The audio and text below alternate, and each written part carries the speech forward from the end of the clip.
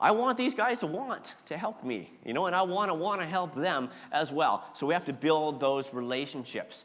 After dinner, we'd always have a bit of social time before we'd wander off to bed, right? Sometimes we'd play cards, we'd read books, tell stories. But every night I'd say, okay, guys, let's talk tonight. Let's spend 10 minutes. Let's talk about leadership style. Let's talk about conflict resolution. Let's talk about change management.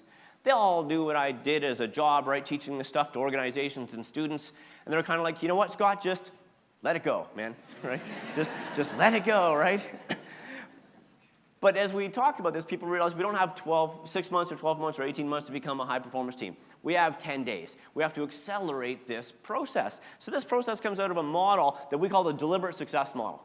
Right here it says team success, but that could be individual success or organizational success, doesn't really matter. But if you want to be successful, the first thing you have to have is a vision. You have to be able to define what success is. You can't just say, let's be a high-performance team, because what the heck does that mean? Every person will have a different definition of what high performance is. So we need to spend time talking about our definition of what high performance is. Then you need to look at your actions, the day-to-day roles, responsibilities, the things that you're going to, how are you going to do things? This is very similar to your lead principles, right?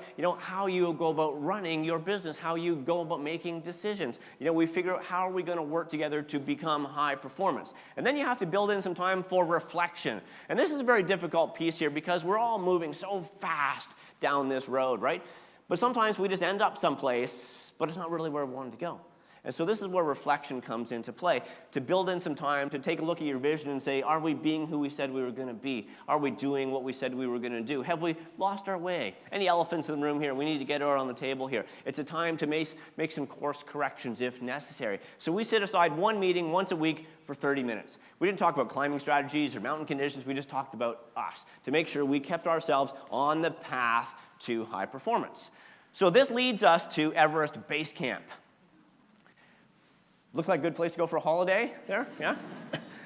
We set up our tents among the rocks and the ice and the boulders, and we're now going to be on the mountain for about 2 months as you acclimatize, stock your camps, get ready to go for the summit.